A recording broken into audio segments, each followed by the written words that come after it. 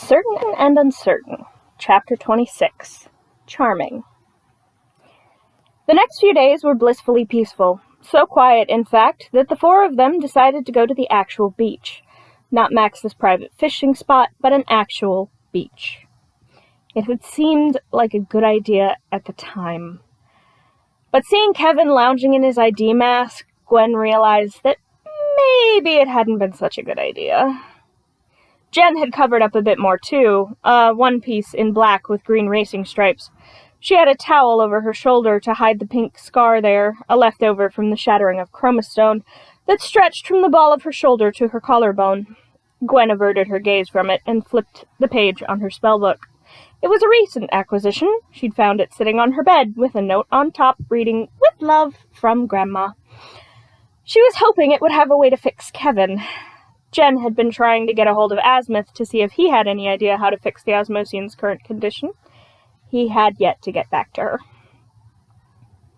Ethan was lounging as well, but he kept glancing at Jen's scar. It and the one on her wrist were exceedingly difficult to hide. Then, of course, Kevin popped a kid's beach ball and sparked an argument as Jen pulled the one she'd brought with her from her duffel bag and tossed it to the kid, who grinned. "Thanks, lady," he called out before he ran away with his new ball in hand. The argument that followed was only interrupted when a rock monster emerged from the water.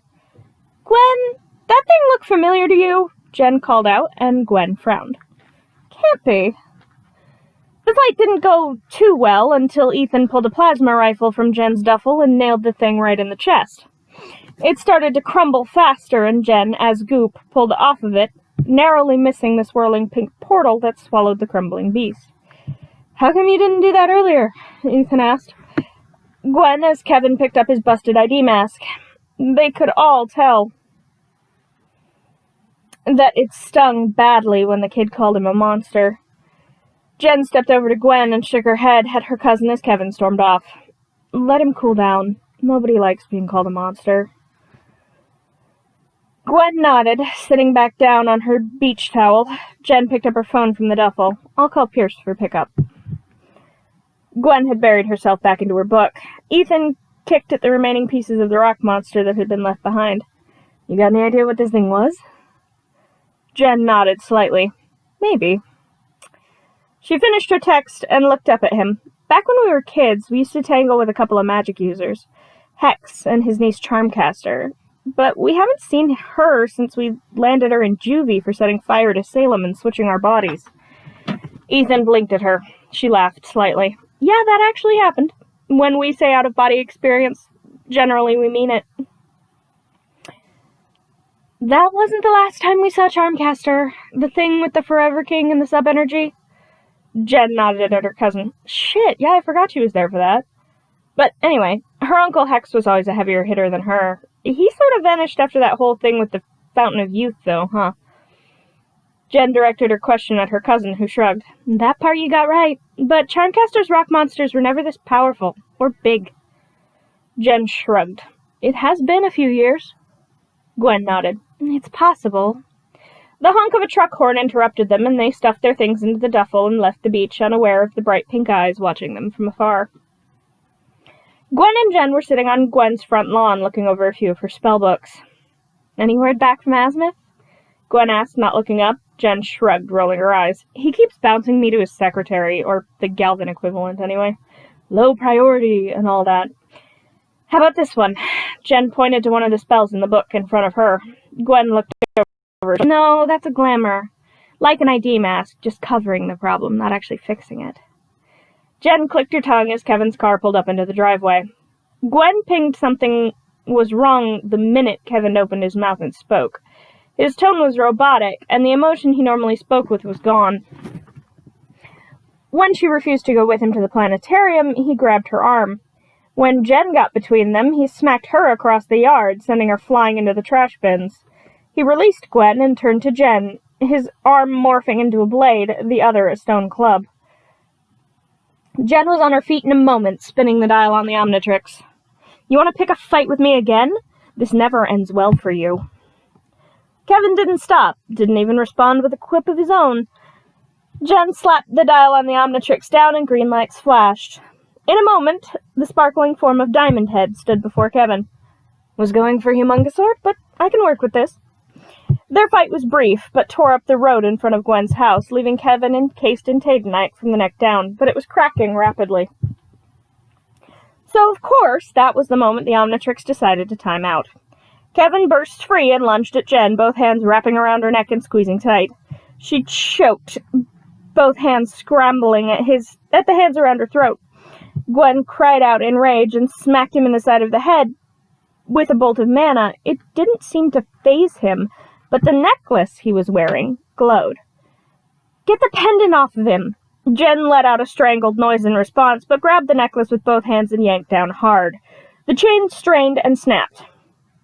Kevin staggered, his grip loosening. Jen gasped, taking in a lungful of air and coughing, as Kevin released her entirely, and she collapsed to her knees, coughing hard. Gwen took her shot, pinning Kevin to the tree in her front yard with a wide band of mana. He blinked sluggishly before he seemed to take in what was happening around him. Why am I pinned to a tree? Couldn't be because you tried to kill my cousin again, Gwen bit out, helping Jen to her feet and gently cupping her chin to assess the damage done to the brunette's throat. She ran a hand over it, muttering an incantation as the already bruising skin healed. Thanks, she croaked as Kevin stared. Shit, I don't... Jen shook her head, holding up the necklace in her hand. Wasn't you. We know. Mind telling us who it was? The fight at the planetarium definitely didn't go well. Gwen had vanished inside, and judging by the bright pink flashing lights and the screaming, things inside weren't going well. I hate fighting magic. Jen grumbled as she pulled herself to her feet and took off into the planetarium. Charmcaster had taken her rock monsters and left.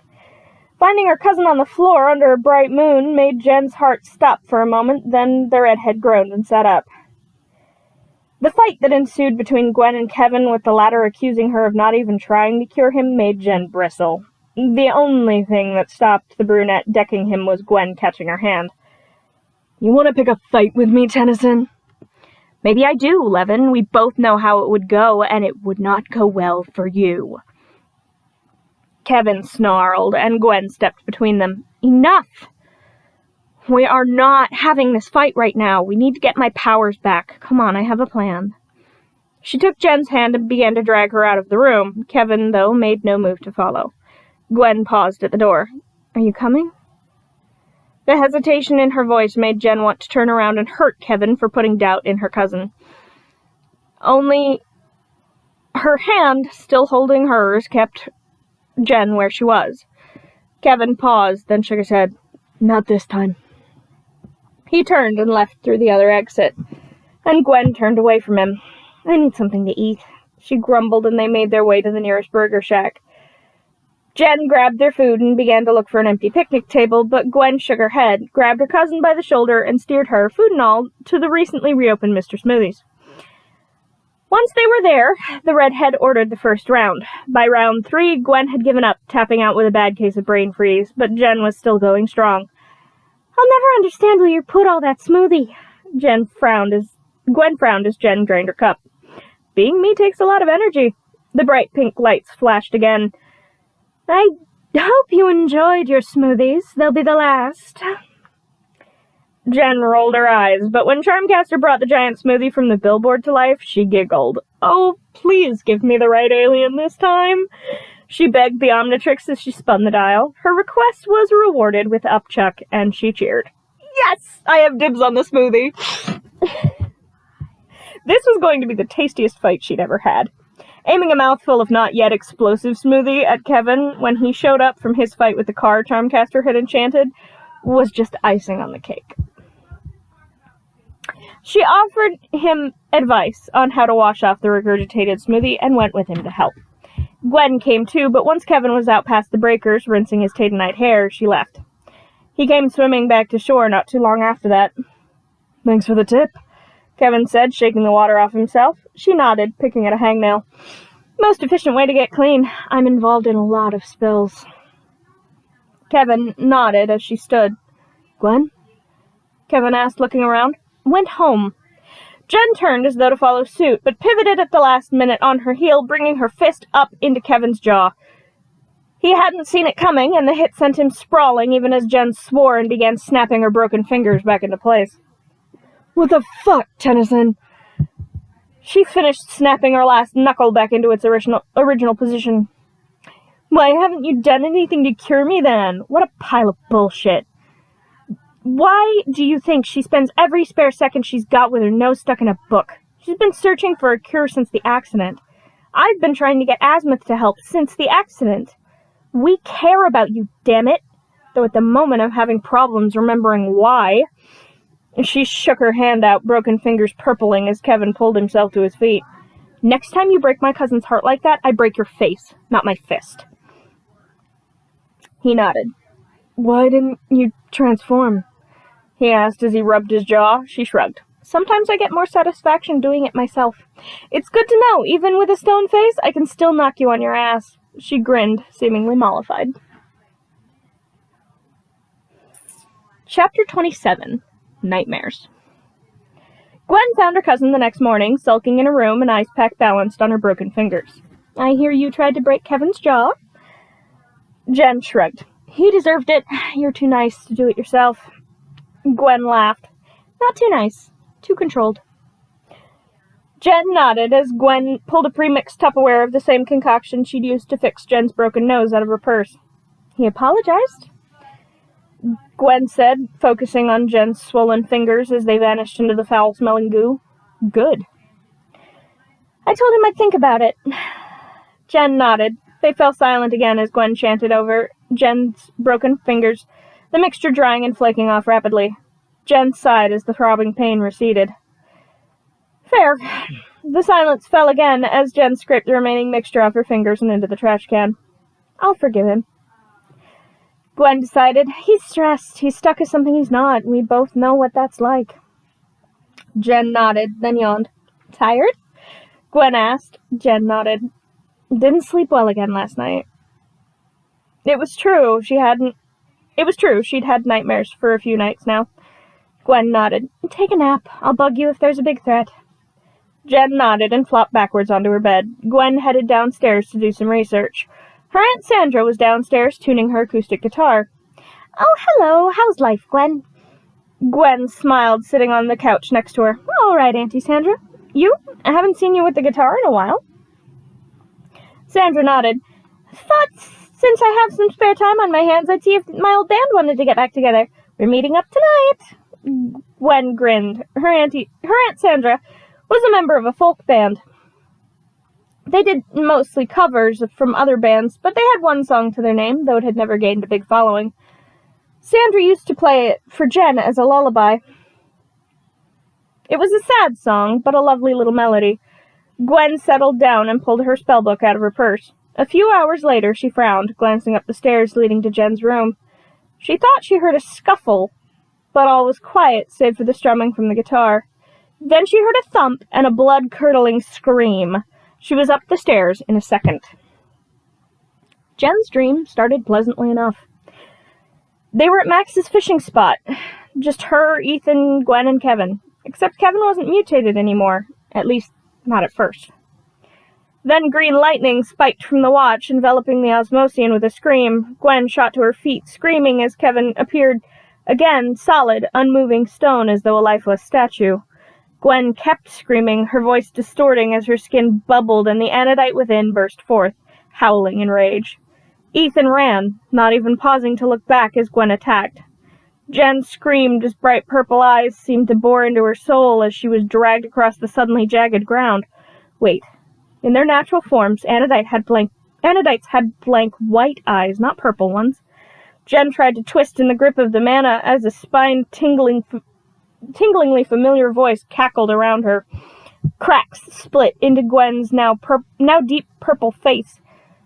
Jen screamed, writhing away from her cousin. She jerked upright, fighting with the blankets tangled over her head. She jumped as the door to her room crashed open. "Jen?" She scrambled back and the blanket fell off her head. She bumped her head on the bed frame as she spotted her cousin in the doorway. She panted in fear, trying to catch her breath as Gwen slowly stepped up to her. "Jen, you okay?" Jen nodded.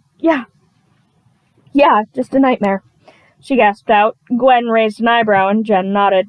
I'm fine, I just need a minute. Gwen nodded and let her cousin breathe and get to her feet on her own. The redhead pulled her phone out of her pocket as it buzzed and answered the call. Hey, Grandpa, everything okay? For the most part. Got a mission for you three. If you're feeling up to it, nothing too big. Gwen glanced at her cousin and nodded. Sounds good. Wait, 3? Victor's got Ethan helping him out in the lab for the next few days.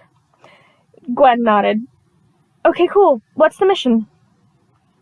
An old friend of mine called me about an alien popping up at his mini golf course. Nothing too dangerous. Sounds good. We'll be there. Thank you. He'll let you in when you get there. You may have to play a few holes to lure it out. We'll see what we can do. Love you. Love you too. Jen slipped out of the room and into the bathroom. Gwen stepped over to the mostly closed door. She tapped the door frame. You sure you're okay? A splash from the sink met her ears. Jen shut the water off and pulled the door open, nodding. I'm fine, I swear. What did Grandpa Max want? We've got a mission. I'll text Kevin with the details. Jen nodded and toweled off her face. They met Kevin at the mini golf course, and for a few hours they played, hoping to lure the alien out. It was blissfully peaceful, like they were regular teens, having a fun Friday afternoon like real people. Kevin and Gwen talked. Kevin had brought yellow roses to further apologize for his misadventure with Charmcaster. He'd also brought a finger splint for Jen, though she didn't need it. It was sweet that he'd thought of it. Even their fight with the acid-spitting mole rat alien was almost enjoyable. The comet that crashed into the parking lot was less so, though. Finding a beaten and bruised Vilgax in the crater left behind by the comet had Jen reaching for the Omnitrix, ready to finish this once and for all. She was sick of him coming around and threatening her and her family. Jen Tennyson. For once it didn't sound like a threat coming from him, more of a plea, which was the only thing that kept her from attacking. I need your help. Jen stared at him from the rim of the crater.